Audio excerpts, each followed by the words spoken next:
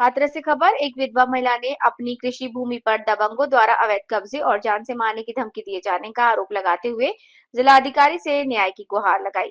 Railway colony Hathras निवासी कुसुम पत्नी स्वर्गीय तेज सिंह ने जिलाधिकारी को दिए प्रार्थना पत्र में बताया कि उन्होंने मौजा नगला दना थाना चंदपा स्थित खाता संख्या 8 खसरा संख्या 30 रकबा 1.279 हेक्टेयर कृषि भूमि बैनामा द्वारा खरीदी थी।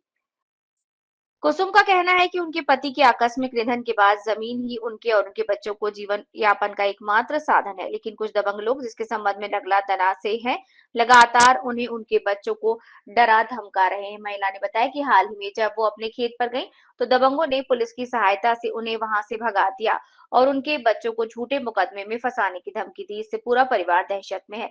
कुसुम ने जिलाधिकारी से विनम्र निवेदन किया कि विपक्षियों द्वारा उनकी भूमि पर किसी प्रकार का निर्माण कार्य तत्काल रोका जाए और थाना चंदपा पुलिस को आदेश दिए जाए कि उन्हें उनकी भूमि पर वैधानिक कब्जा दिलाने में सहायता करे, साथ ही उनकी जानमाल की सुरक्षा सुनिश्चित की जाए। विदेश मंत्री ने कहा कि यदि विधवा महिला को न्याय नहीं मिला तो संगठन मजबूत धरने का आयोजन करेगा और उनकी हर संभव मदद करेगा। इस घटना ने न केवल महिला के लिए बल्कि पूरे समुदाय के लिए चिंता का विषय बना दिया और सभी की नजरें अब जिलाधिकारी और स्थानीय प्रशासन की कार्यवाही पर टिकी हैं।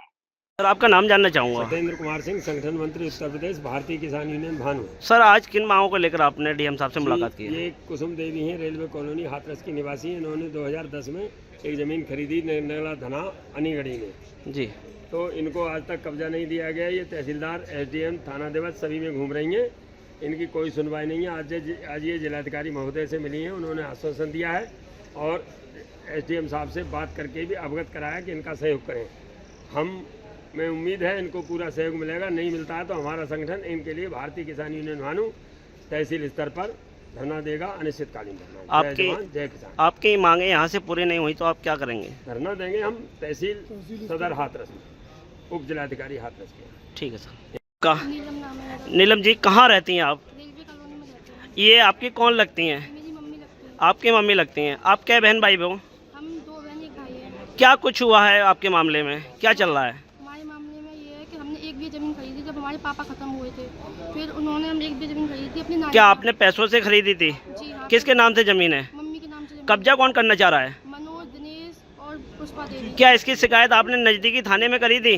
ना करी गई, थाने में नहीं की थी। तो क्या एसडीएम साहब से मुलाकात करी आपने? हाँ, एसडीएम साहब से। उन्होंने क्या बोला? उन्होंने पैमाइश के लिए भेज दी थी नेकपाल साहब, तो वहाँ से पैमाइश उन्होंने मना कर दिया कि हम पैमाइश नहीं करेंगे। आज आप कहाँ पर आई हैं? आज हम डीएम ऑफिस आए हैं। क्या उन्होंने, डीएम साहब ने क्या बोला आपसे? उन्होंने कहा कि आप कलेक्टर जी से बात करो, तहसील जाइए, वहाँ से बात की। कोई आदेश नहीं किया उन्होंने? नहीं, आदेश किया है उन्होंने। अच्छा, क्या आपको लगता है कि आपको न्याय मिलेगा? मिलना चाहिए हमें न्याय। यहाँ से न्याय नहीं मिलेगा तो आप क्या करेंगे? सब कुछ जो हमसे बन पड़ेगा हम वो करेंगे। क्या नाम है आपका? कुसुम। आप कहाँ की रहने वाली हैं?